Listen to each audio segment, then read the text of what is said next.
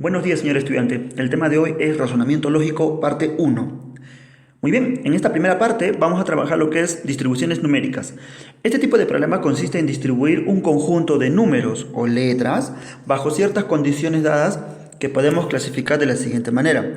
Condiciones, por ejemplo, de secuencia, paridad, divisibilidad, número que siempre están juntos o números que estén separados. Muy bien, ¿sí? Por ejemplo, acá me pueden decir que tengan un orden. ¿Sí? Es decir, este podría ser el número 1, este podría ser el número 2, todo esto múltiplo de 3, por ejemplo, ¿no? Este podría ser, por ejemplo, múltiplo de 4, hasta aquí, ¿no? Múltiplos de 4, en fin. Esta es una tablita que podría permitirme distribuir unos números en función a su divisibilidad o secuencia. Y ya vamos a ver en algunos ejercicios cómo es la distribución, porque en el enunciado te suelen dar ciertas reglas que tú debes cumplir en una cierta distribución. Veamos. Entre los mencionados tenemos, por ejemplo, condiciones de suma o producto, ¿sí? Para completar en algunos casos, ¿sí? En algunos casos los problemas nos van a mencionar cómo deben distribuirse, ¿no? Por ejemplo, si vemos aquí este recuadro, ¿sí? Podemos apreciar que aquí la suma es 14. Aquí la suma es 9. Aquí la suma es 6. Aquí la suma es 13. Aquí la suma es 8. ¿Sí? Ahora, distribuir esto de acuerdo al ejercicio me puede decir que, dado aquí los números, ¿sí? Distribuir los números, por ejemplo, del 1 al 7, ¿no? ¿Cuánto hay acá? A ver. 3, 6, 7, claro, de tal manera que aquí sume 14, 6, 8, 13 y 9, ¿no? Ese podría ser un ejercicio, ¿ya? Pero eso nos lo va a mencionar ¿quién? El problema. Obtener sumas o productos. Ese es otro caso, ¿sí? A ver, con respecto a distribuciones de este tipo de figuras, donde se puede resolver esto mediante ecuaciones. ¿Cómo así? Mira, si me piden distribuir donde las sumas sean iguales, entonces tendríamos que estas sumas así, en cada línea azul que acabo de marcar, deberían tener una misma suma. Pero ¿cuántas líneas estoy trazando? 1, 2, 3 y 4. Por lo tanto, hay 4 sumas que deberían sumar lo mismo, ¿no? Y si lo planteamos y me pidiesen encontrar x, y, z y w, ¿cuánto suma? Pues ahí los tenemos, ¿sí? Ahora estas cantidades las podemos ¿qué? Relacionar de alguna u otra forma con los datos del problema. Ahora, este tipo de problemas lo vamos a hacer en más ejemplos para que te puedas familiarizar. Pero más o menos es planteando ¿qué? Ecuaciones. Puedes hacer también el arreglo con el método del tanteo, ¿no? Puedes colocar números, pero a veces suele ser un poco tedioso e incluso en muchas ocasiones no se llega a resolver el problema de esa manera. Es por eso que es importante tener ciertas consideraciones, de modo que planteando ecuaciones puedas hacerlo de manera más sencilla y en el menor tiempo posible. A ver, analicemos este ejemplo. En las casillas circulares del gráfico, distribuye los números naturales del 3 al 11 inclusive, de la manera que los números en cada lado del triángulo sumen 25. Calcule la suma de los números ubicados en los vértices. A ver, dato del ejercicio, me está diciendo que aquí tiene que sumar ¿cuánto? 25. En cada lado del triángulo, 25. Aquí también debería sumar ¿cuánto? 25. ¿Ya? Ahora los números que vamos a instalar ahí van a ser del 3 al 11. Muy bien. Si tú buscas la manera del tanteo, podrías distribuirlo. Eso está bien, pero a veces es bueno tener ciertos criterios para poder plantearlo como ecuaciones. A mí lo que me piden es calcular la suma de los números ubicados en los vértices. A ver, los voy a ubicar. Aquí le voy a colocar X, aquí le voy a colocar Y aquí le voy a colocar Z.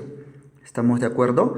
Entonces, vamos a analizar en estas partes, ¿sí? Por favor.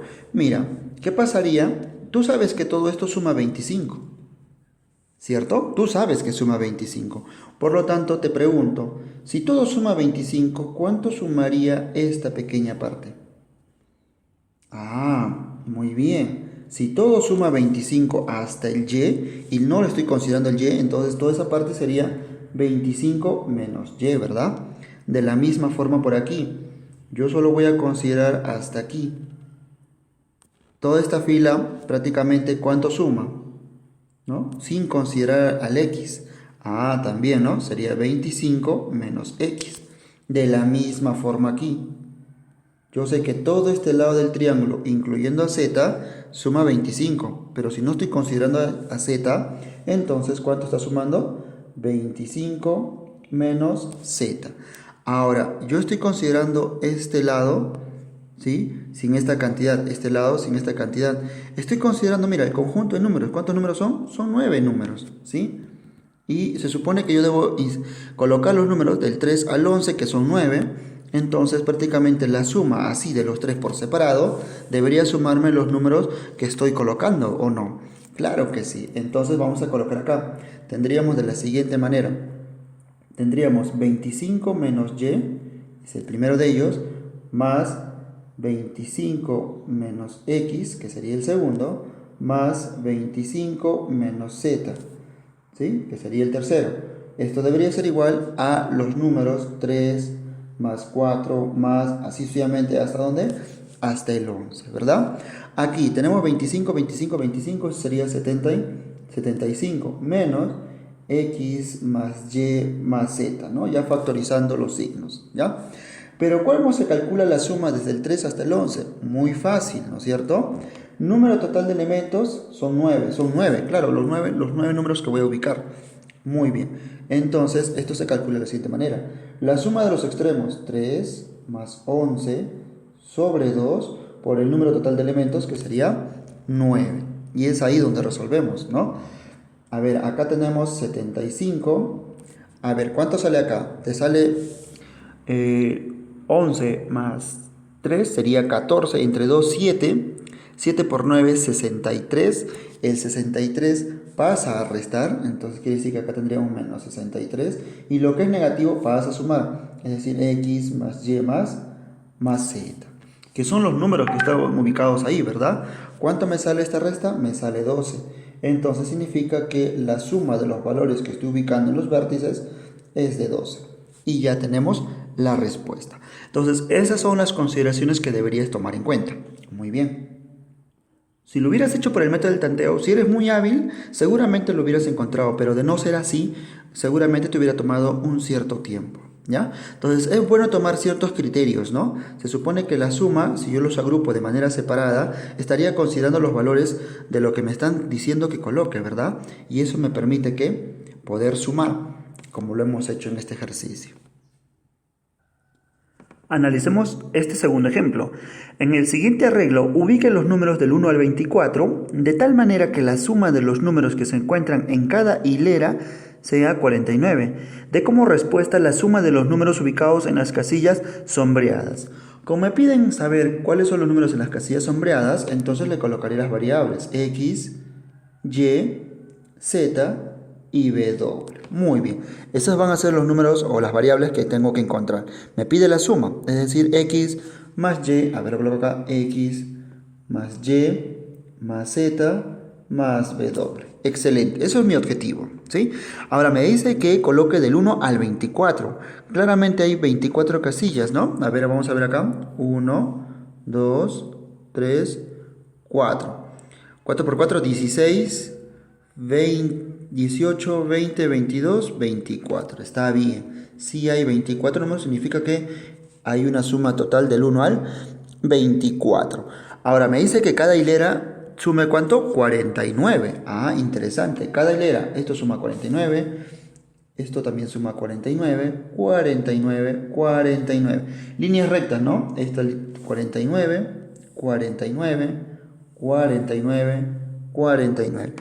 Todas las líneas de A4 van a sumar ¿cuánto? 49. Eso es lo que me está diciendo cada hilera. ¿Ya?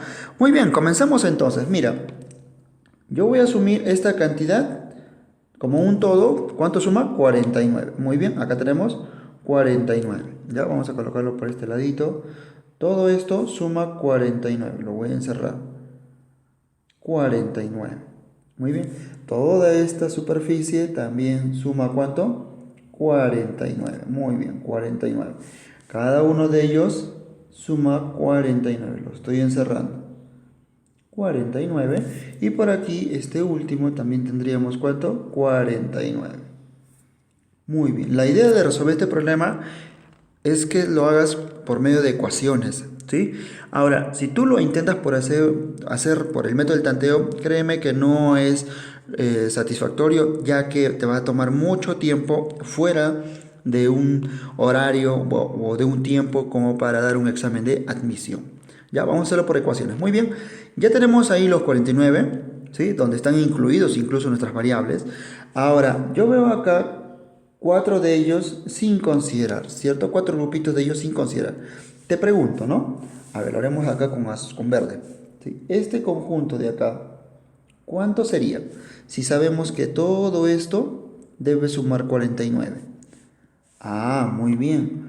No es, si quiero saber solo lo de verde, sería 49 menos x menos w. ¿Verdadero o falso? Claro que sí, ¿verdad? Si yo quiero saber, todo esto yo sé que mide 49. Quiere decir que la resta de esos dos blancos menos x y w ya sería lo que suma en realidad, ¿sí?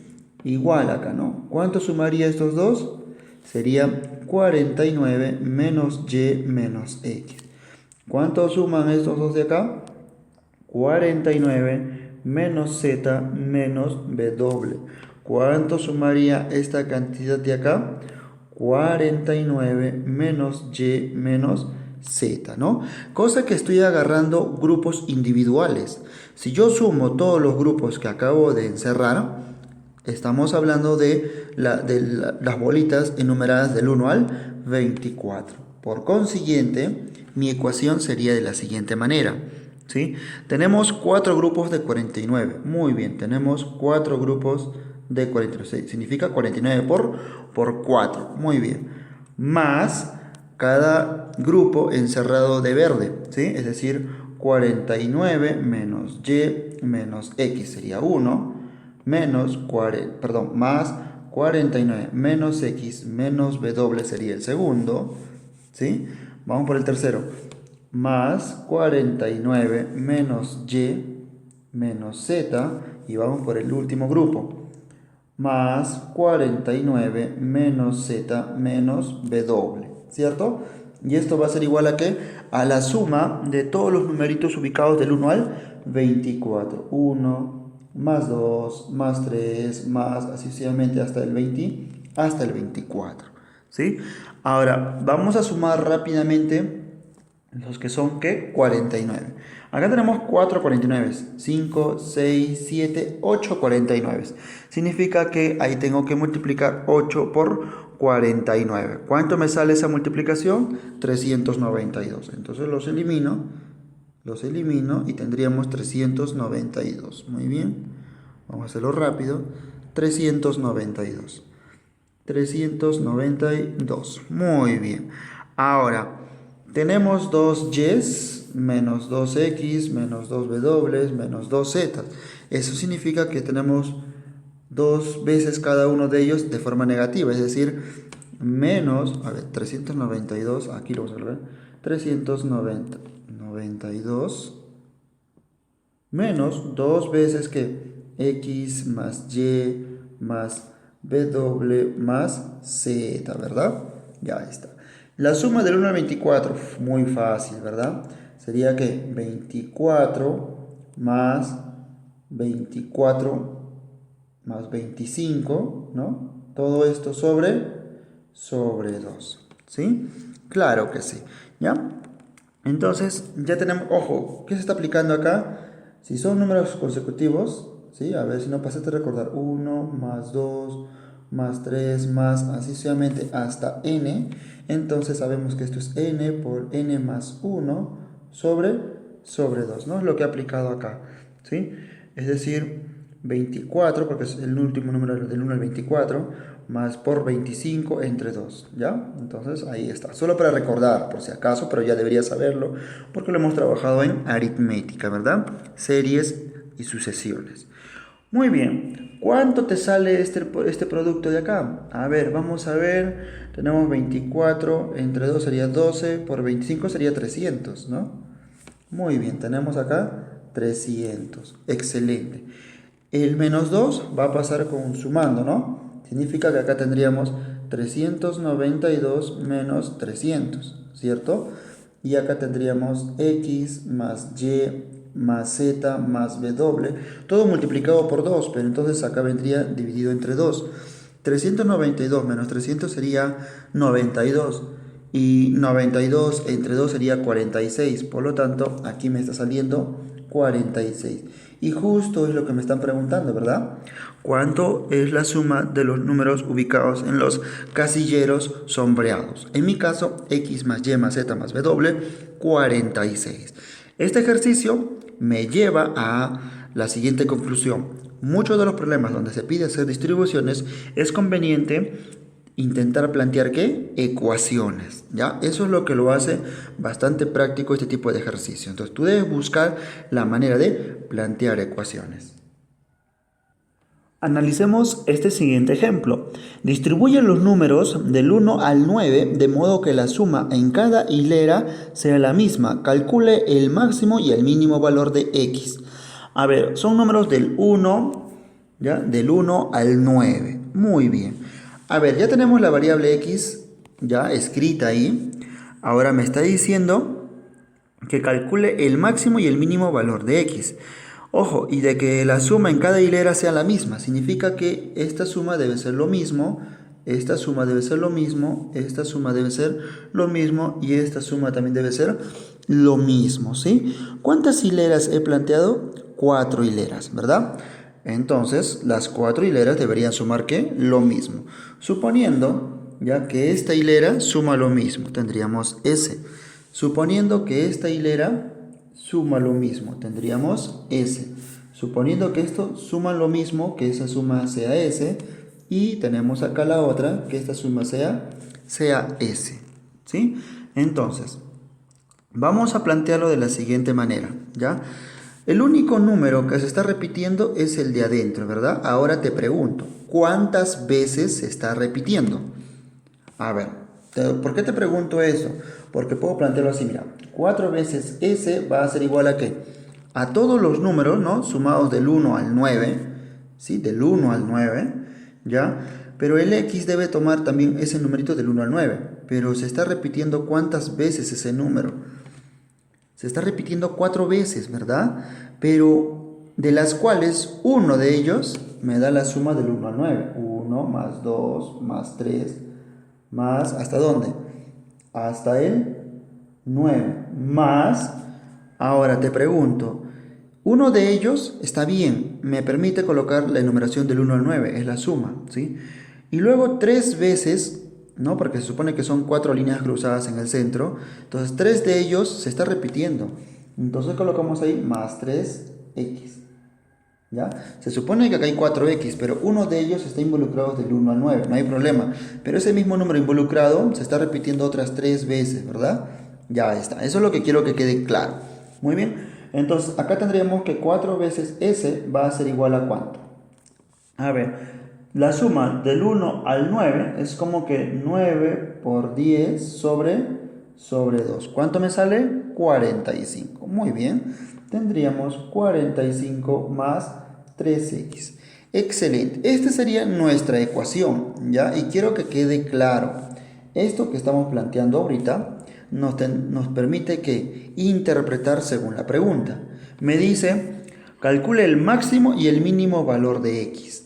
Ahora, recuerda que como yo estoy sumando del 1 al 9, ¿ya? Significa que mi suma total debe ser un número entero. Significa que S, si yo quisiera despejar S, el 4 tiene que pasar a dividir, ¿cierto? Entonces, significa que si yo quiero hallar el máximo, tengo que colocar acá un número, que por cierto sea del 1 al 9, ¿ya? Digamos que sea 9. Muy bien, tienes 9 por 3, 27. ¿Cierto? Entonces estamos hablando de que esto tienes 45 más 27, todo sobre 4. ¿Cierto? ¿Cuánto te sale? Arriba la suma es 72. Entre 4, 18. Ah, me salió un número entero, 18. Si no te hubiera salido un número entero y te hubiera salido un decimal, entonces no es posible porque la suma son del 1 al 9. ¿Sí? Es decir, estos números también tendrían que ser ¿qué? Una suma entera, ¿cierto? Esta también debería ser una suma entera, una suma entera, una suma entera. ¿Ya? No es una suma de decimales. ¿Ya? Entonces, en mi caso, sí funcionó. ¿Para qué valor? Para 9. Eso es el máximo, ¿verdad? Ahora, de la misma forma, ¿no? Vamos a jugar. Ya sabemos que el máximo valor para x es 9. ¿Ya? De no ser así, tendrías que probar con el 8, con el 7 y así sucesivamente. ¿Pero por qué? Porque estamos siguiendo el máximo, empiezas del mayor al menor. ¿Ya? Entonces ya encontramos que x toma el valor de 9 como máximo. ¿Sí? Máximo. Muy bien. Ahora vamos a analizar para el mínimo. A ver, yo tengo 4 veces por s, va a ser igual a ¿qué? 45. ¿Qué pasaría si fuera 1, no? Tendríamos más 3. ¿Cuánto suma? 48. Y 48 entre 4 sí me da, ¿verdad? ¿Cuánto? 12. Eso es cuando x vale 1. De la misma manera, si esa división no fuera exacta, entonces tendría que probar cuando x vale 2, cuando x vale 3 y así sucesivamente con el primero que funcione, ¿no? De menor a mayor porque estoy buscando el mínimo, ¿ya? Entonces, en este caso, para mi cálculo funciona para x 1. Entonces, el x mínimo, ¿no? El x mínimo es 1, ¿ya? No tiene nada que ver con los valores del 1 al 9, ¿sí? No tiene nada que ver, tú estás probando todavía. Ahora, que haya sido una coincidencia de que el mínimo sea 1 y el máximo sea 9, es parte del ejercicio, ¿ya? Me pide calcule el mínimo y el máximo, ya lo calculamos. Esa sería, ¿qué? Nuestra respuesta. Hablemos ahora de cuadrados mágicos. Es una matriz cuadrada de números que satisface la condición de que la suma, ¿ya?, de los números ubicados en filas, columnas y las dos diagonales sea siempre que la misma suma, ¿ya? A esa misma suma también se le llama constante mágica. A ver, veamos aquí. Acá tenemos un cuadro en esta parte, ¿sí? Un cuadro de ¿qué? De 3 por 3. Muy bien. Ahora, tenemos que analizar cuánto suma como diagonal en la horizontal y en la verticalmente, ¿no? ¿Cuánto suma ahí? A ver, suficiente con darnos cuenta con uno de ellos, ¿no? Aquí, por ejemplo, tenemos 6 más 1, 7, más 8, 15, ¿no? Aquí en horizontal, 2 más 7, 9 y 6, 15. En la diagonal, 4 más 6, 10 y 5, 15. Entonces, está sumando ¿qué? 15, ¿no? 15 sería ¿qué? La constante mágica, ¿ya? Bueno, a eso se le llama constante mágica porque viene de un cuadro mágico. Este es un tablero de 3 por 3, un cuadrado de 3 por 3. Veamos un cuadrado de 4 por 4, ¿sí? 4 por 4. De la misma manera, tenemos que identificar aquellos que suman de manera horizontal, ¿no? De manera vertical y en la diagonal, ¿no? A ver cuánto nos da este resultado. En mi caso, a ver, sumemos 1 más 12, tendríamos 13, 21 y 13, 30 y 34. Por lo tanto, nuestro cuadro mágico es de 34. Esa sería nuestra constante mágica, ¿verdad? A eso le llamamos cuadrados mágicos. Cuadrados mágicos aditivo de orden 3. En estas distribuciones cuadriculadas, la suma de los números ubicados en las casillas de cada fila, columna y diagonal es constante. Esta suma constante se denomina constante mágica. El de 3 filas y 3 columnas es el más pequeño y el primero en darse a conocer. Significa que el cuadrado mágico más pequeño es el de 3 por 3, ¿no? Donde la fila horizontal, ¿cuánto suma? A ver, tenemos 20, 33. Aquí también de forma horizontal suma 33. Aquí también suma 33. Verticalmente, a ver, verticalmente hacia arriba tendríamos 18 más 15, 33 también. Aquí también seguramente es 33 y aquí también va a ser 33, ¿ya? Cuadro aditivo, donde la suman ¿qué? Una constante mágica. Cuadrado mágico multiplicativo de orden 3. En estas distribuciones se ubica un número en cada casilla de la cuadrícula de tal forma que el producto de los números ubicados en las casillas de cada fila, columna, diagonal sea ¿qué? Constante. Por ejemplo, a ver, analicemos el producto aquí. Ahí el producto, ¿cuánto es? Aquí el producto es 1000. Claro que sí, tenemos ahí 5 por 100 por 2, ¿no es cierto? Me da 1000. De la misma manera aquí, ¿sí? Tenemos 25 por 4, sería 100 por 10, 1000. Excelente. Aquí 50 por 20 por 1, también me da 1000, ¿no? En la diagonal, muy bien, también tenemos 5 por 20, 100 por 10, 1000. Entonces acá tenemos 1000 también. Verticalmente hacia abajo, tenemos 2 por 25, sería 50, ¿no? 50 por 20 también me da 1000. Excelente. 100 por 10 por 1 también me da 1000. El producto, ¿verdad? 5 por 4, 20 por 50 también es 1000, ¿no es cierto? Y de la misma forma en esta diagonal nos estaría dando ¿cuánto? 1000. Si no, probemos. 50 por 2 sería 100 por 10, 1000, ¿verdad? Muy bien, ahí está. Entonces a eso le llamamos cuadro mágico multiplicativo de orden 3. Analicemos para el cuadrado mágico aditivo, donde la suma es una constante mágica, ¿sí?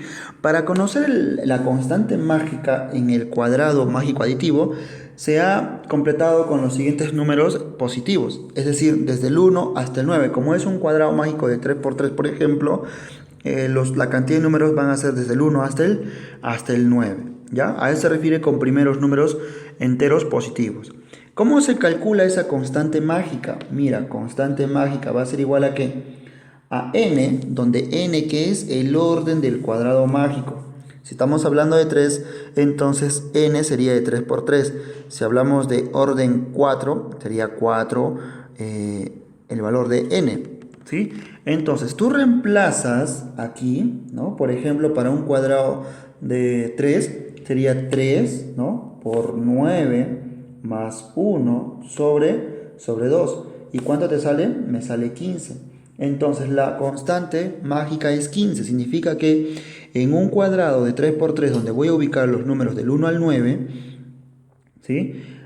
La suma tanto en fila, en columna y en diagonal me va a sumar 15, ¿ya? En un cuadrado de 3 por 3. A eso se refiere.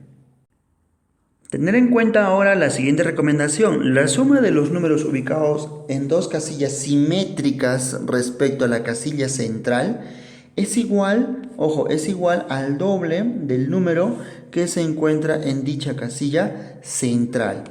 Como estamos hablando de cuadrados, siempre vas a encontrar una casilla central, ¿ya? Entonces, esa casilla central tiene que ser, ¿qué? El doble, ¿no? Para que sea igual a la suma de las casillas simétricas. Si no, veamos un ejemplo, por favor. En el siguiente cuadrado mágico de orden 3. Muy bien, acá tenemos el cuadro mágico. Primeramente, como voy a enumerar del 1 al 9, entonces lo primero que tengo que saber es cuánto es esa cantidad mágica, ¿no?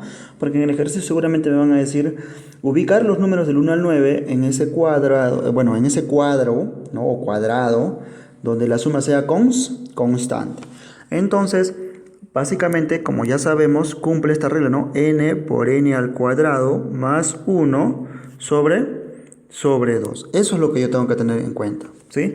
Entonces, rápidamente acá, si yo reemplazo, como es de orden 3, sería 3, ¿no? 3 por 3 al cuadrado, que sería 9, más 1 sobre 2. ¿Cuánto me sale? 15, ¿cierto? Muy bien, ya sabemos que la suma debe ser 15. Ahora, también nos dice que el número central, ya que se refiere al 5, debe ser igual a ¿qué? A la mitad de la suma de los otros dos, ¿sí? O debe ser el doble, ¿no? Para que sea igual a la suma de los extremos. Si te das cuenta, por ejemplo, 5 ahí es la mitad de la suma de 3 y 7. 5 es la mitad de la suma de 2 y 8. 5 es la mitad de la suma de 6 y 4. ¿Te das cuenta? De manera simétrica. Ya a eso se refería. Entonces, ahí, si ubicamos el 5 de tal manera que la suma horizontal sea 15, entonces ya lo podemos hacer rápidamente, como puedes apreciar. ¿Ya? Ahora, esto me permite tener un criterio básicamente para poder hacer ejercicios.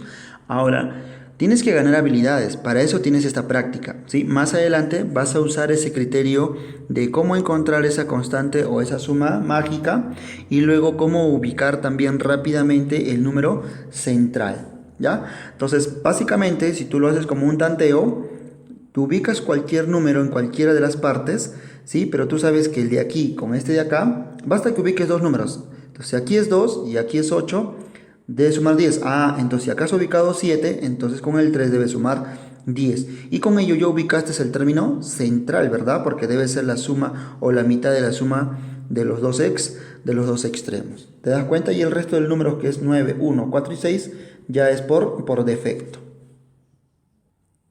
Construcción de cuadrados mágicos de orden impar. Hablemos del de orden 3, método de Bachet. Construyamos un cuadrado mágico con donde la enumeración o los números que vamos a ubicar son números impares del 1 al 17, ¿ya? Entonces, mira, ya sabemos que son 9 números del 1 al 17. Perfecto. Ahora, tenemos que ubicar los números aquí en el cuadrado mágico de 3×3, como puedes apreciar que está de color azul. ¿Cómo lo hacemos? Paso número 1. Aumentamos un casillero en cada lado del cuadrado mágico, ¿sí? Imaginariamente vamos a aumentar esos numeritos, ¿ya? Como puedes apreciar ahí en ese cuadrado. A este método se le llama el método de las alitas.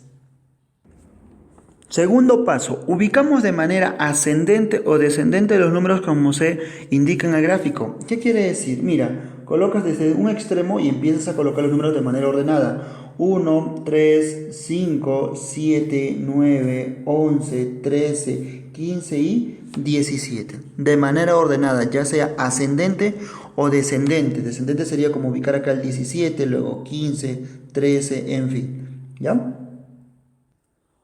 Como tercer paso, ¿sí?, de lo que ya hemos ubicado de forma ordenada los números, ahora mira lo que se va a hacer para formar el cuadro mágico.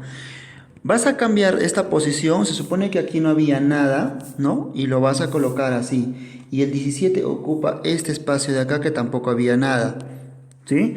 Ahora, el 5 también pasa a esta forma alternada y el 13 a esta forma alternada, ¿sí? Se van a cambiar de posición, ¿ya? A eso, pero de forma alternada.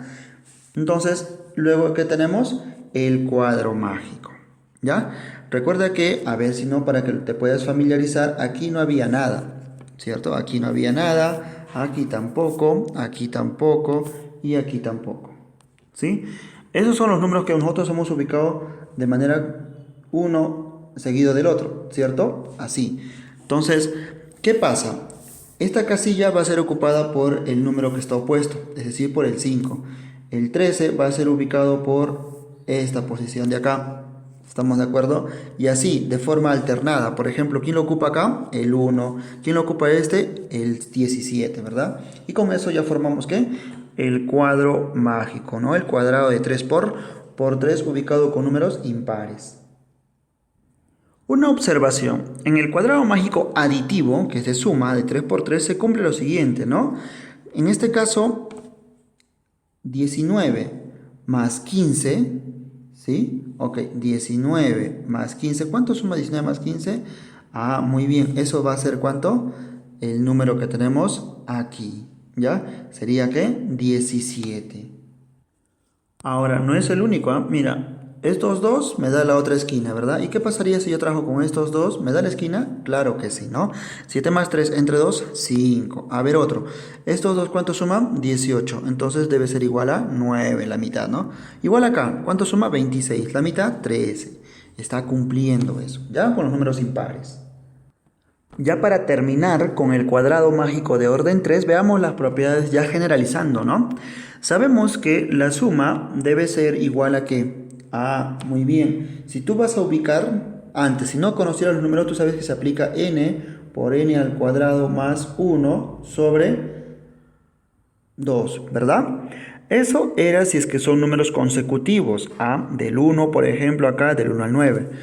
¿Ya? Pero si fueran otras cantidades, como por ejemplo el problema que hicimos de los números impares, entonces, ¿qué pasaría si me dan otra situación? Muy bien, generalicemos, ¿sí? Vamos a generalizar. El número que ubico en el centro, ese debe ser que, si lo multiplico por 3, debe ser mi constante mágica, ¿ya? Siempre. Entonces, si yo ubico acá, o yo el número que quiero encontrar acá, si yo sé, por ejemplo, del 1 al 9, yo sé que suma 15, entonces sería el 5 el número que tendría que ir acá. ¿Sí? Ok, ¿ya? Entonces, primero, mi objetivo es encontrar la constante mágica. Una vez que encuentro la constante mágica, lo divido entre 3 y encontré el número que debe ir ahí. Muy bien. ¿Qué más? Ahora, el doble de estos, del centro, ya, el doble siempre va a ser igual a ¿qué? A la suma de sus números ubicados de manera simétrica, ¿verdad? ¿Ya? Debe ser igual. Excelente. Y un extremo debe ser igual a la suma de los otros dos, ¿no? Un extremo, una esquina debe ser igual a la suma de los otros dos, ¿sí? Viceversa, ¿ya? Igual, este, por ejemplo, debe ser igual a la suma de estos dos, ¿no? ¿Ya? Por favor. Entonces, con estas propiedades, ya para ti se te va a hacer más fácil ubicar los números encontrando que la constante mágica. Veamos este ejemplo. Distribuye números enteros en el cuadrado mostrado de modo que se obtenga un cuadrado mágico. Calcula el valor de A por B. A ver, si aplicamos las propiedades que acabamos de aprender, yo puedo decir que A debe ser igual a ¿qué? A la mitad de la suma de 10 y 12. Entonces A debe ser igual a 12 más 10 sobre 2. ¿Cuánto sale el valor de A? 11. Muy bien. Ahora, B, yo sé que es un término central y debe ser igual a que a la mitad de la suma de los extremos. Muy bien, significa que B debe ser igual a más 7 sobre 2, ¿verdad? Pero A ya lo encontré, es 11. Muy bien, 11 más 7, 18 entre 2, 9. Ya encontré A y ya encontré B. Me piden el producto. Muy bien. A por B debe ser igual a 11 por 9, 99. Creo que con esto queda claro cómo se aplican las propiedades de cuadro mágico. Veamos este segundo ejemplo. Complete las casillas vacías del siguiente tablero con números enteros y positivos, de manera que se obtenga que un cuadrado mágico. Halle el valor de X. Muy bien, con respecto a los números no me dice nada, pero conozco yo las propiedades generales que hemos planteado, ¿verdad? A ver, quiero encontrar el valor de X. Yo sé que un cuadrado mágico lo que suma de manera vertical, horizontal o en diagonal debe ser ¿qué? Constante, ¿verdad? Muy bien. A ver, yo veo que aquí hay un 18 y puedo encontrar, yo sé que 18 es la mitad de la suma de todos los números, ¿no es cierto? Imaginemos que aquí es A, ¿ya? Entonces yo sé que 18 debe ser igual a 20 más A sobre 2, ¿sí? Esto es igual a 36, es igual a 20 más A, donde A va a tomar el valor de 16. A vale 16, muy bien. Lo ubicamos aquí, 16. Ahora, yo no sé cuánto vale acá, le pondré B, ¿sí? Pero como ya encontré que estos dos deben sumar que es lo mismo, por ser un cuadrado mágico, entonces digo lo siguiente, 10 más B más 18 debe ser igual a B más X más 16. De tal manera que B con B se elimina, ¿cierto? Porque va a pasar a restar. Muy bien, entonces acá tendríamos que 28, el 16 pasa a restar, tendríamos 12, ¿no? X tomaría el valor de 12. Si tú quisieras encontrar otra forma también, tú sabes que puedes encontrar este valor como la suma de estos dos debe ser igual a la mitad de este, perdón, al doble de este, ¿verdad? Entonces ya lo encuentras, o esta es la mitad de la suma de estos dos, como lo quieras decir. Y ya con ello podrías también intentar encontrar porque X que es la mitad de la suma de los extremos, ¿verdad? Y ya está. Muy bien, entonces tú ya debes buscar la manera de cómo resolver este problema porque es razonamiento el curso, ¿ya? Pero te estamos dando la estrategia, ¿no? Con las propiedades que cumple en un cuadrado mágico de orden 3×3. Hablemos ahora del cuadrado mágico de 5×5. Distribuir los números del 1 al 25 en las 25 casillas de una cuadrícula de 5×5, de modo que la suma de los números de las filas horizontales, verticales y diagonales dé el mismo resultado. Dar como respuesta la suma de cada fila, ¿sí? A ver, primeramente, si tú quisieras ubicar los números del 1 al 25, vamos a aplicar acá el método de las alitas, ¿ya? Por ser ¿qué? Una base, un cuadrado de orden impar, ¿ya? A ver, ¿cómo es el tema aquí con respecto al tema de las alitas? En el de 3×3 no había problema porque le aumentábamos 1, ¿verdad? En cambio aquí, acá hay un detalle, ¿no? Tú tienes que buscar de que sea también que termine en 1. Por ejemplo, como puedes apreciar acá, yo estoy aumentando de esta manera, ¿sí? Lo que hice aquí también tiene que ser en la parte inferior y así en todos los lados, ¿ya? Es decir, aquí estoy aumentando para que se parezca como si fuera que en punta, ¿verdad? Método de las alitas, ¿ya? Igual aquí. Y de esta manera cerramos por aquí. Método de las alitas. Luego terminamos por aquí. Y continuamos por aquí. Excelente. Ahora, ¿qué procede? Muy bien, empezamos a ubicar de manera ascendente o descendente los números. Por ejemplo, acá sería el 1, vamos a ubicar aquí el 1, luego el 2, 3, 4, 5, luego bajas, ubicas el 6, 7, 8, 9, 10, luego ¿quién sigue? 11, 12, 13, 14, 15, 16, 17, 18, 19, 20, 21, 22, 23, 24 y 25.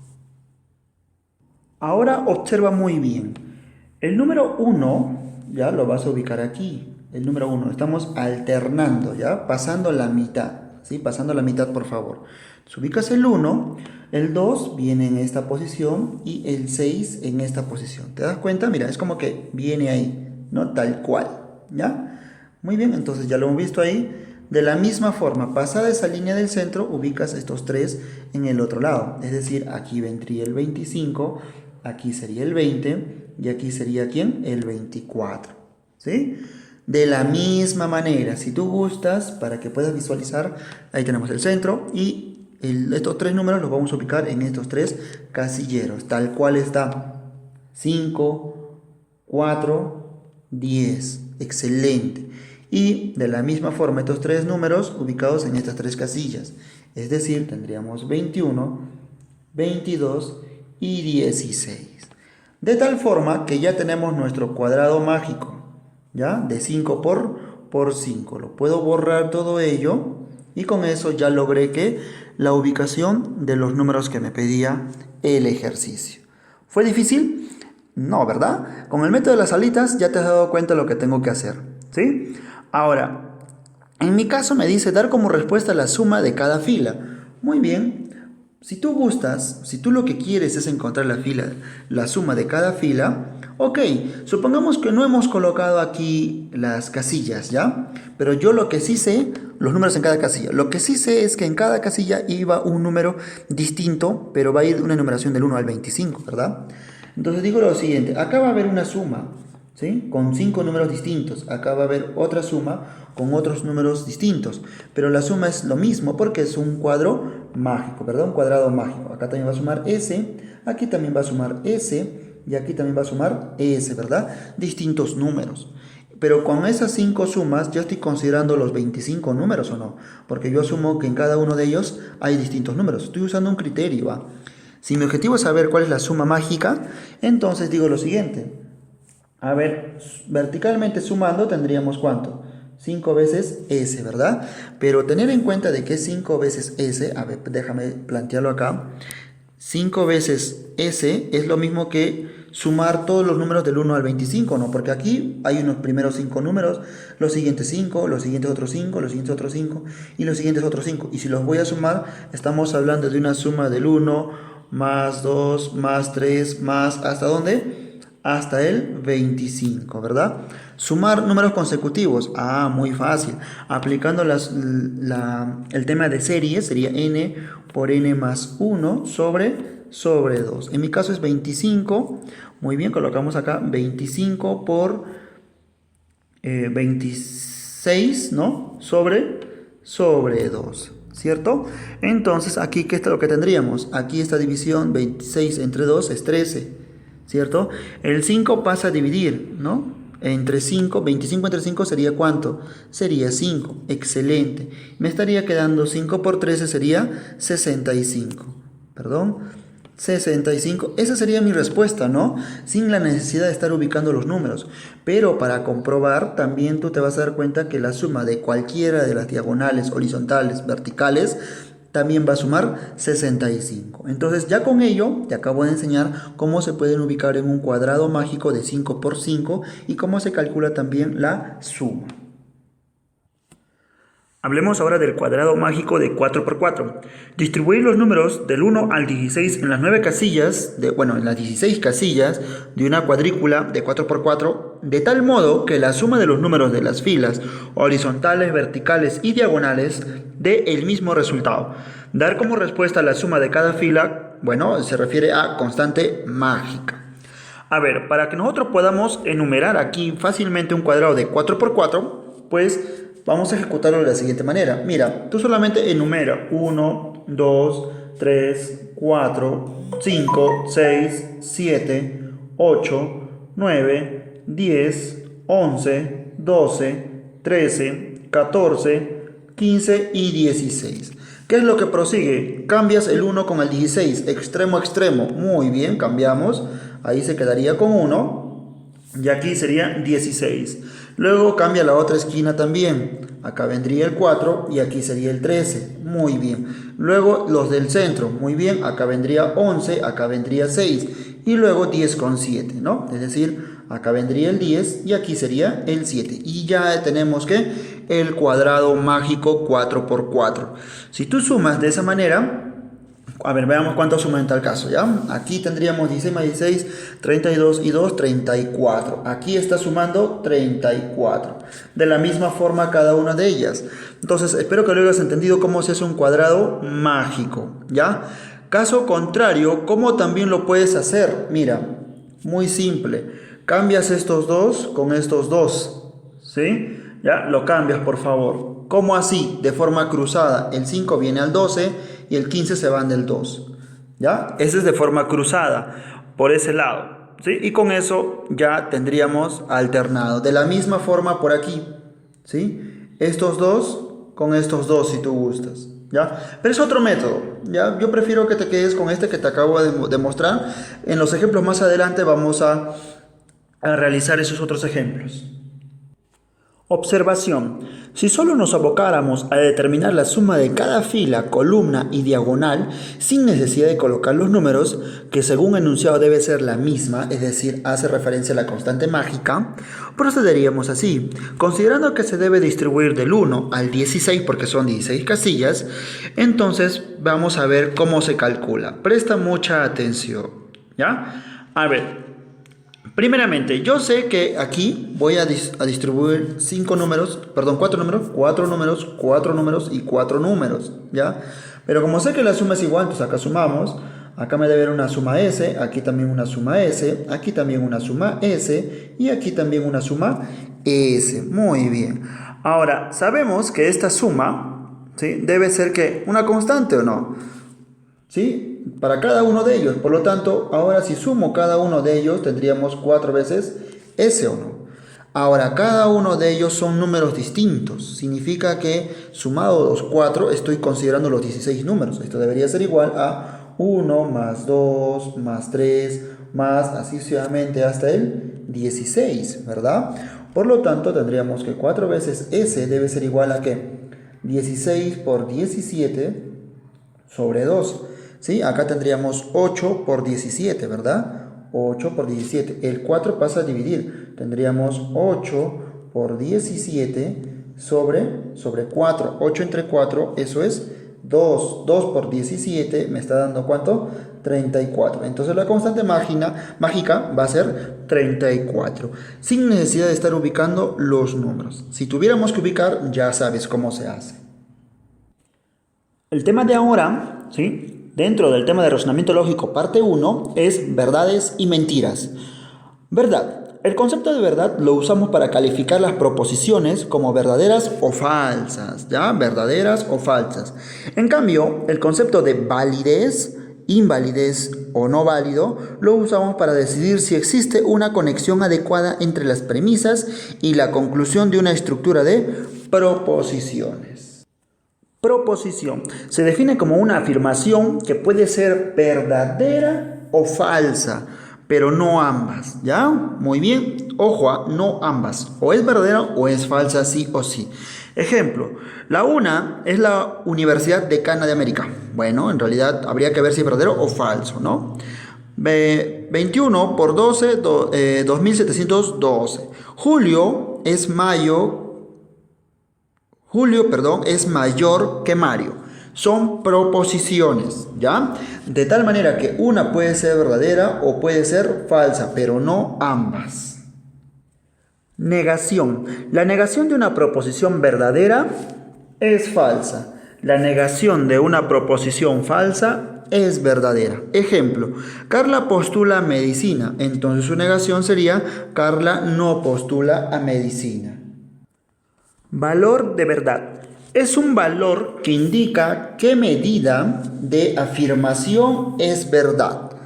En lógica clásica, los únicos valores de verdad son verdadero y falso, ¿no? Es decir, se puede afirmar, ¿ya? Afirmación. Proposiciones contradictorias y proposiciones contrarias. Dos proposiciones son contradictorias cuando se oponen de tal manera que si la primera es falsa, la segunda es verdadera. Y si la primera es verdadera, la segunda es falsa. Dos proposiciones son contrarias, de modo que al menos hay una proposición falsa entre ellas. Ley de las contradictorias. Dos proposiciones contradictorias no pueden ser al mismo tiempo verdaderas o falsas. En las proposiciones contrarias, ojo, una cosa es contradictoria y otra es contrarias, ¿ya? O contradicción parcial, ¿sí? Parcial, ok. Ambas no pueden ser verdad a la vez, ¿ya? Pero sí pueden ser que ambas falsas, ¿ya? Por favor. Muy bien. Ejemplo, Lenin dice hoy es martes.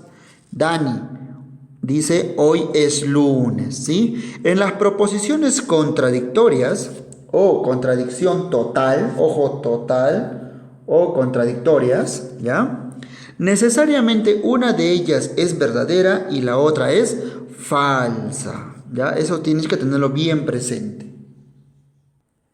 Veamos estos otros ejemplos. Lila dice lo siguiente: Brandy es menor de edad. Nelly dice lo siguiente: Brandy es mayor de edad. Claramente aquí hay una contradicción, ¿verdad? Analicemos las siguientes afirmaciones. Juan dice, María tiene 30 años. Luis, María tiene 34 años. Ah, muy bien, acá tenemos otra situación. De las dos afirmaciones, ¿sí? De las dos afirmaciones que estamos viendo acá, ¿ya? No podemos concluir que son contradictorias, ¿sí? Sobre todo esta parte de acá, no podemos decir que son contradictorias, ¿ya? ¿Por qué? Ojo, contradictoria significa que una es verdadera y la otra es falsa o viceversa, ¿no? ¿Ya? No podemos concluir eso. Sin embargo, sí concluimos que son contrarias, ¿ya? Contrarias. Una cosa es contradictoria y otra cosa es contraria. ¿Qué dijimos de las contradictorias? Que si la primera dice que es falsa, la segunda es verdadera, y si la primera es verdadera, la segunda es falsa. Eso es contradictoria. Pero ¿qué decíamos de las contrarias? De modo que al menos hay una proposición falsa entre ellas, lo cual sugiere que una de ellas es falsa o las dos son falsas, ¿ya? Eso es lo que se puede concluir. Entonces hay que tener mucho cuidado en cuál de las dos situaciones estamos. Métodos de resolución. Vamos a hablar de cómo se resuelven en estos problemas de verdades y mentiras. El primer método es por contradicción. Se agrupan proposiciones que se contradicen, ¿sí? Proposiciones que se contradicen en forma parcial o total. De esta forma se asegura la existencia de proposiciones falsas. Luego, a partir de los datos y demás proposiciones se obtienen las conclusiones. Veamos en este ejemplo. 4 hermanas son interrogadas por su madre, pues una de ellas usó sus joyas en una fiesta sin su permiso, a lo que contestaron. A ver, Katia, ¿qué dice Katia? Liliana fue. Liliana, ¿qué dice? Maribel fue. Maribel, ¿qué dice? Yo no fui. Y Zulema dice, yo no fui. Si de ellas, mira, si tres de ellas mienten, ¿quién es la culpable? A ver, analicemos por favor, ¿sí? Tenemos que buscar dos proposiciones que sean contradictorias, ¿ya? Por ejemplo, ¿quiénes son las que se contradicen aquí? Veamos con respecto a Liliana y Maribel. Liliana dice Maribel fue. Maribel dice yo no fui. Ellas dos están contradiciendo, ¿verdad? Quiere decir que una de ellas es verdad y la otra es falsa, ¿ya? ¿Por qué se están contradiciendo? Ahora, ¿qué pasa con las otras dos? Ah, muy bien. Si me dice que hay tres de las que mienten, pero entre ellas dos ya hay una que dice la verdad, entonces definitivamente esta primera de acá está mintiendo y la segunda también está mintiendo, ¿verdad? Entonces, ¿qué es lo que está diciendo? Dice Liliana fue. Entonces, prácticamente, como está mintiendo, se puede decir que Liliana no fue. Bueno, no se podría afirmar tampoco eso, ¿no? Zulema dice yo no fui, ¿no? Pero sabemos que también está mintiendo. Entonces, con ellos sí se está afirmando correctamente, ¿sí? Es decir, Zulema dice yo no fui, y como sé que es falso, entonces, ¿quién fue? Fue Zulema, ¿verdad? ¿Ya? Esto es por contradicción. El otro método es por suposición. A ver, ¿cómo se trabaja este método? A falta de proposiciones que se contradigan, como claramente era en el ejemplo anterior, se asigna un valor de verdad a una de ellas. Ojo, un valor de verdad a una de ellas. Y se examina el valor de verdad de las demás. Cuando se cumplan todas las condiciones, habremos obtenido la solución. A ver, vamos a ver este ejemplo. Dice, se escucha la siguiente afirmación de 4 amigos. Mariana, ¿qué dice Mariana? Uno de nosotros es mentiroso. ¿Qué dice Renato? 2 de nosotros somos mentirosos. ¿Qué dice Fabiola? 3 de nosotros somos mentirosos. ¿Y qué dice Esteban? Todos somos mentirosos. Entonces, este problema es muy difícil de poderlo resolver aplicando el método de contradicción porque claramente no se puede definir quién está mintiendo, ¿no? Entonces, la pregunta es, ¿cuántos de los 4 amigos son mentirosos? Muy bien. ¿Qué es lo que te dice el método por suposición? Tú vas a darle un valor de verdad a cualquiera de ellos. Por lo general, a uno que esté avisando de forma grupal, ¿no? El más grupal o el más general posible. Por ejemplo, Esteban. Si analicemos a Esteban. Esteban dice, todos somos mentirosos. Ah, muy bien. ¿Qué pasaría si yo digo que esto es verdad? ¿Ya? Él no miente, ¿ya? Todos somos mentirosos. Por lo tanto, miente, pero si dice todos, él también miente, ¿no es cierto? Por lo tanto, no está bien que yo diga que él dice la verdad si también miente. Por lo tanto, lo de él es falso, ¿ya? Entonces, ya con darle un valor de verdad, mira cómo encontré que él es falso, ¿ya? No es cierto lo que él dice. Muy bien, ahora pasamos a Fabiola, ¿sí? A Fabiola, pero ojo, no todos son mentirosos, hay algunos que dicen la verdad. ¿Qué dice Fabiola? 3 de nosotros somos mentirosos. A ver, 3 de nosotros. Muy bien, vamos a suponer que ella dice la verdad, ¿ya? Suposición. Si ella dice la verdad, entonces ya sabemos que Fabián miente. Entonces quedaría que Mariana miente y Renato miente, ¿sí? ¿Qué dice Mariana? Uno de nosotros es mentiroso.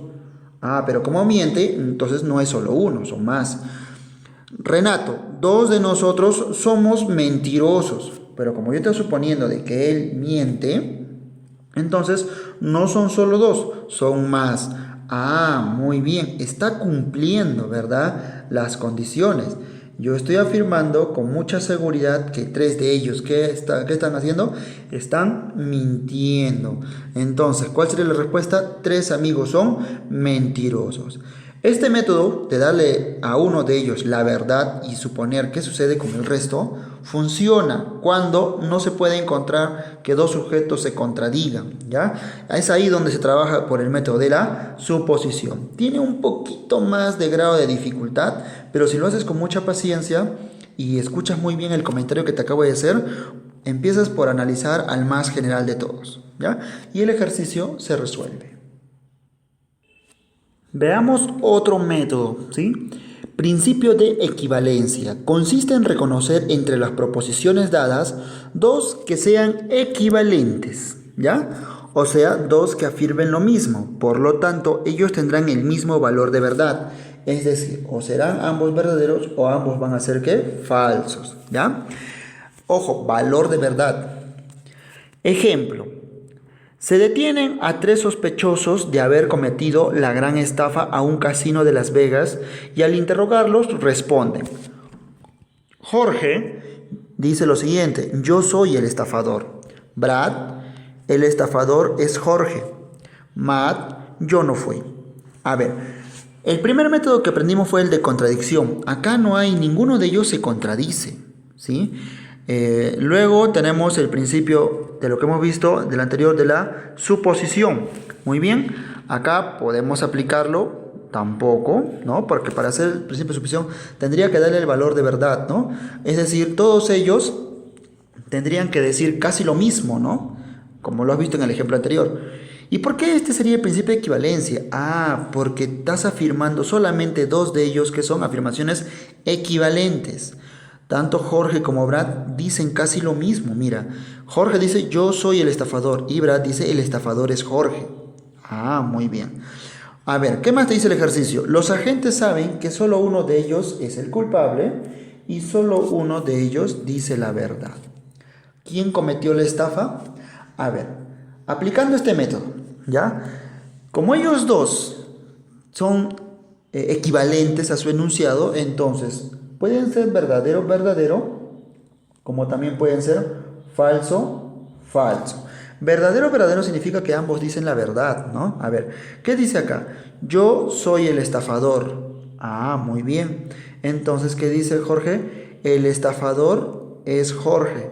Prácticamente es como si ya encontraron al sospechoso, ¿no? ¿Y qué tendríamos acá? Matt, yo no fui. Bueno, no sabemos ninguno de ellos, pero quedaría lo siguiente, ¿no? Falso. ¿Sí? Yo no fui. ¿Estamos de acuerdo? O puede ser verdad. También no me garantiza nada. ¿Sí? Muy bien. Ahora, lo dejamos por ahí. Digamos que está mintiendo, ¿ya? Entonces, dice yo no fui, pudo haber sido él. Perfecto. Pero no puedo aceptar esta condición. ¿Por qué? Ah, porque me dice que solo uno de ellos dice la verdad, ¿no es cierto? Y yo aquí estoy diciendo que dos de ellos dicen la verdad. Entonces, descarto esta parte de acá, aun si fuera verdad aquí, descarto porque no puede haber tres que dicen la verdad, ¿no? Vayamos al siguiente. Ah, muy bien. Ahora, ¿qué pasaría si yo supongo, como son equivalentes, que ambos dicen mentira? Entonces, por descarte, él tendría que decir que la verdad, porque el ejercicio me dice que al menos uno de ellos dice la verdad. Entonces, ¿quién cometió la estafa? Ah, muy bien. Mira, él le está diciendo la verdad, es decir, yo no fui. Y como yo veo que él miente, ¿no? ¿Quién? Jorge, y dice yo soy el estafador, prácticamente está diciendo que no es el estafador. Por lo tanto, Brad sería quien, ya por descarte, Brad es quien cometió la estafa, ¿no? Ya solamente por descarte. De esta manera funcionan los tres principios, ¿ya? Principio de contradicción, principio de este que hemos trabajado, principio de equivalencia, y el anterior, principio de suposición, ¿ya? Analiza los tres casos, cómo son los enunciados, porque eso vas a tener que adaptarlo en cualquiera de los ejercicios que se vienen más adelante. Dentro del tema de razonamiento lógico, parte 1, hablamos del tema de parentescos. En este punto veremos aquellos problemas que se generan por la relación de parentesco que existe entre los integrantes de una familia. A ver, en este capítulo desarrollaremos dos tipos de preguntas. ¿Cuáles son? Primero, específico en relación de parentesco, ¿sí? Un tipo específico de relación de parentesco, es decir, me van a preguntar quién es el primo del padre de fulano de tal, más o menos ese tipo de preguntas. Y luego tenemos la cantidad mínima de personas que hay en un grupo de familias de acuerdo al enunciado, ¿no? Entonces, hablemos del primero de ellos. ¿Cuáles tipos específicos de relación de parentesco? Un criterio que se puede considerar aquí para resolver este tipo de problemas, ¿ya? Es realizar una lectura que, empezando de la parte final del enunciado e ir estableciendo las relaciones de parentesco siguiendo un procedimiento regresivo, es decir, hasta llegar a la parte inicial. Veamos este ejemplo. ¿Qué representa para mí el esposo de la abuela paterna de la hija de mi único hermano? A ver, vamos a analizar, ¿sí? El criterio decía que leamos de la parte final hacia la parte inicial, ¿sí?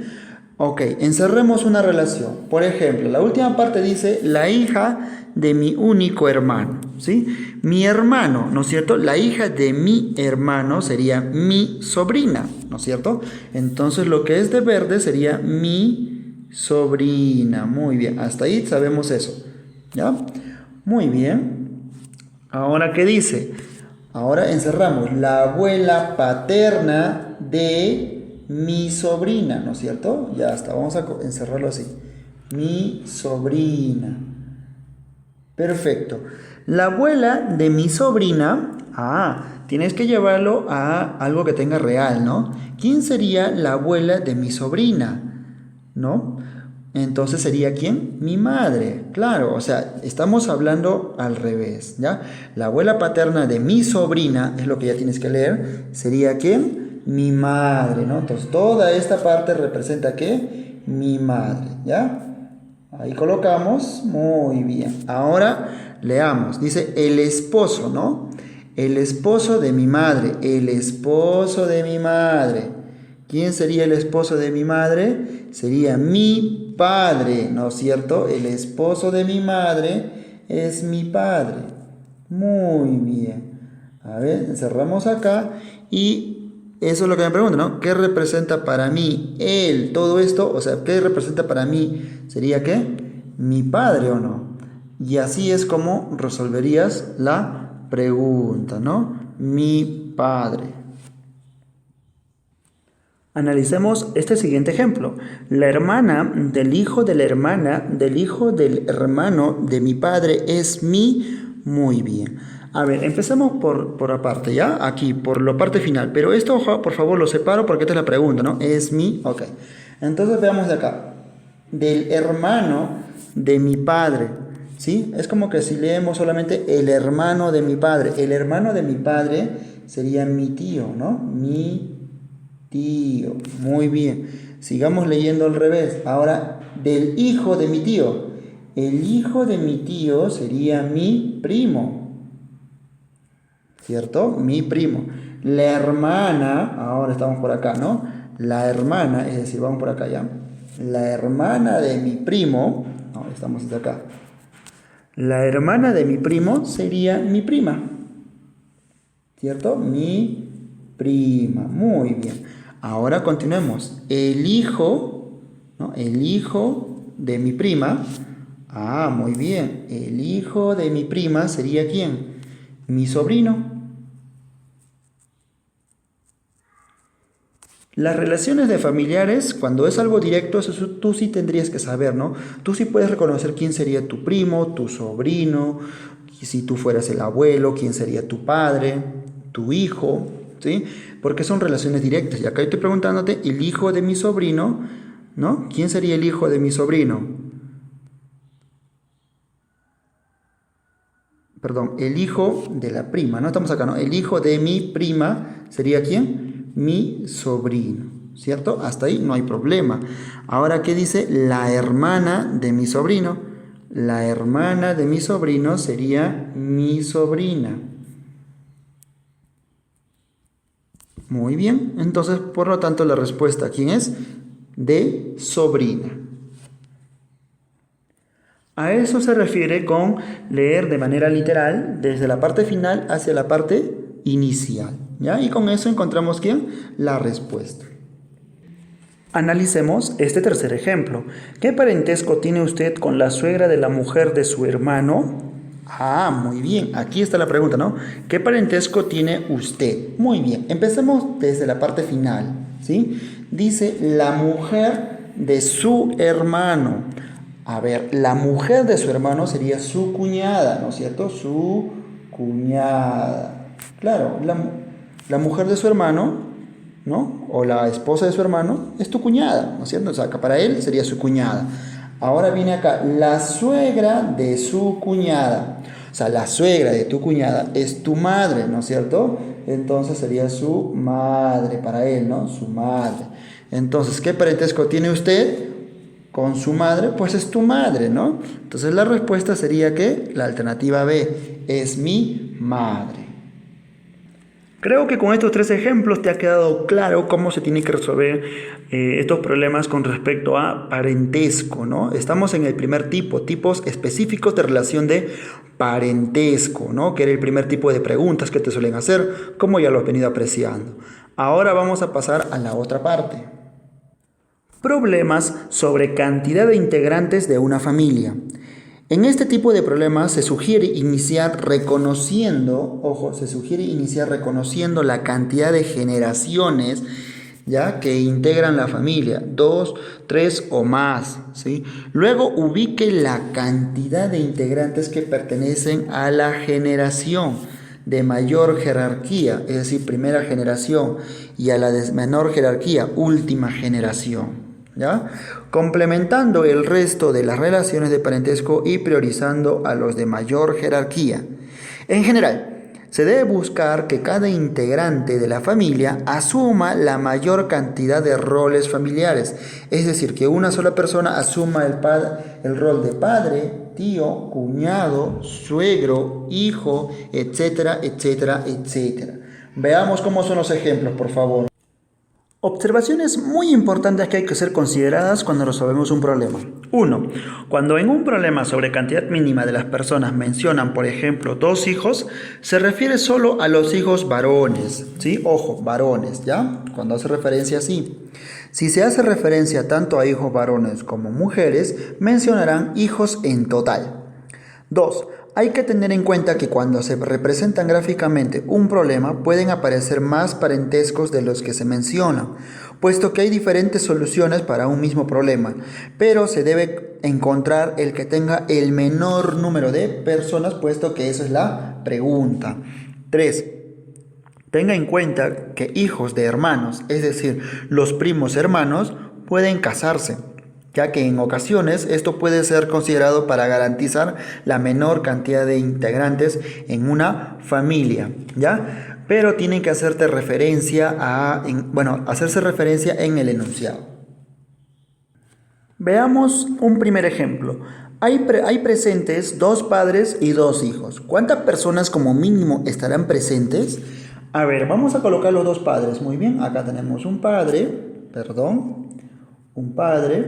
tenemos otro padre, ya, muy bien, y luego tenemos 2 hijos, muy bien. Ahora, mira, este padre, si él fuera padre y tuviera un hijo, ya, significa que él puede también ser hijo, ¿cierto?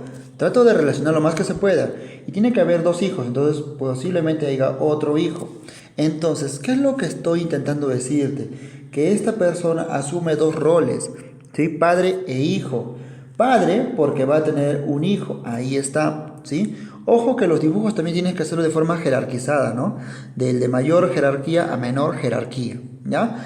Y a la vez este padre es hijo también de su padre, ¿sí? Entonces de esa forma garantizamos la existencia de una sola persona que asume 2 roles. Por lo tanto, ¿cuántas personas sí o sí va a haber? 3 personas. La respuesta sería la alternativa B. Veamos el ejemplo número 2. En una reunión familiar se encuentran presentes un abuelo, una abuela, 2 padres, 2 madres, un nieto, 2 hermanas, 2 tíos, una tía, un cuñado, una cuñada, un sobrino, una suegra, un suegro y una nuera. ¿Cuántas personas como mínimo hay en dicha reunión familiar? En este problema claramente se puede diferenciar tres generaciones, ¿o no? La primera generación compuesta por el abuelo y la abuela, ¿cierto? Ahí nada más ya te habla de la primera generación. Entonces, mira, vamos a colocar acá como primera generación, ¿ya? Primera generación. Muy bien. Luego tenemos una segunda generación donde puede estar incluido el padre, cuñado, incluso podría ser un hijo, ¿no? Incluso acá también está la madre, puede ser la nuera, la cuñada, muy bien. Entonces acá tenemos la segunda generación. Y luego tenemos, ¿quién? La última generación donde está el hijo, nieto, sobrino, ¿no es cierto? Segunda generación, perdón, última generación, ¿ya?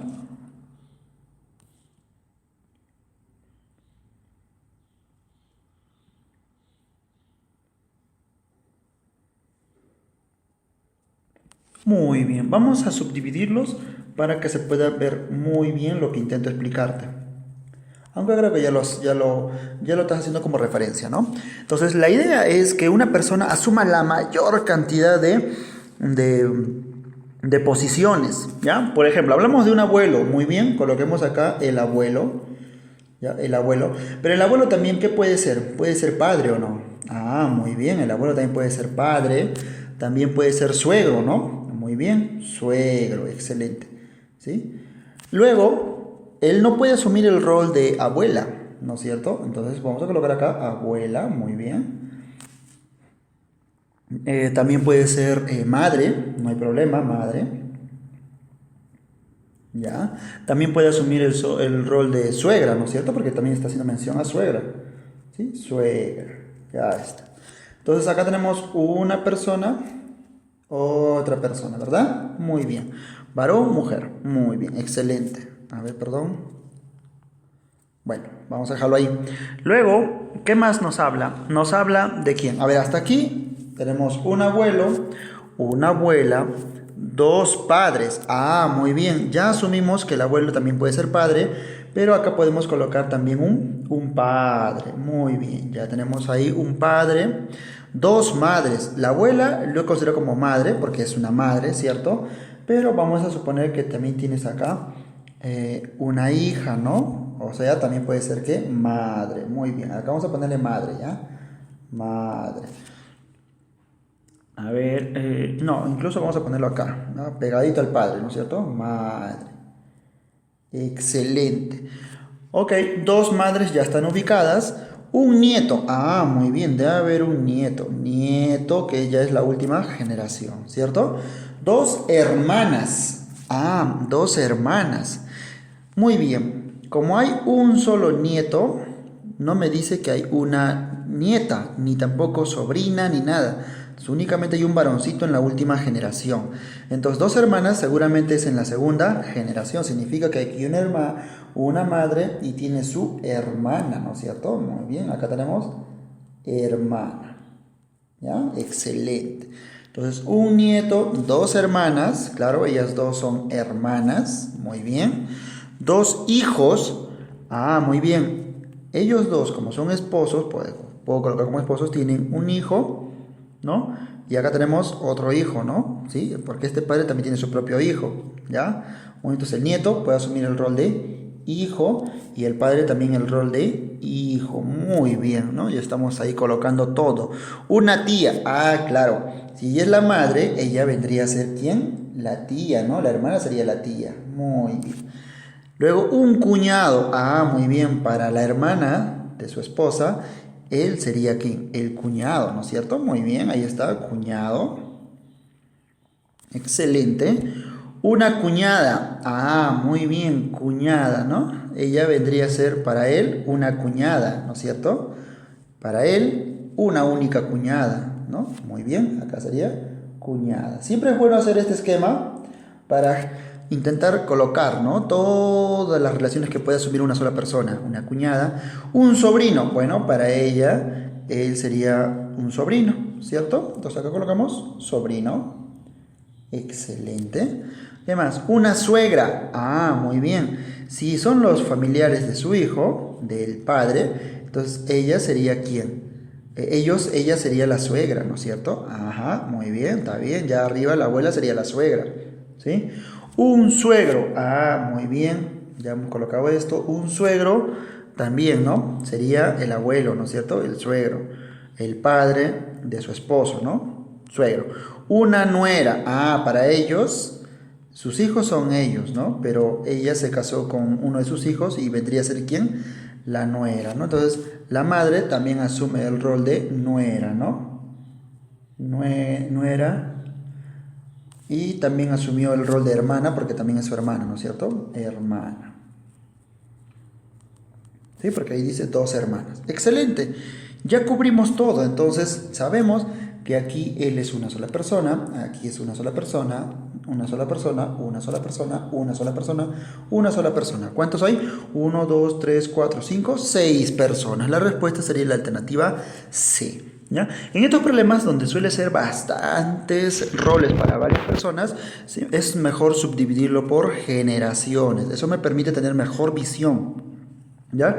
Y cada vez que haga mención a un parentesco, trata de asumir que una persona asuma la mayor cantidad de roles. ¿Ya? Y con eso se resuelve el ejercicio sin errores, sin llegar a cometer algún error por ahí, ¿sí? Valga la redundancia. ¿Ya?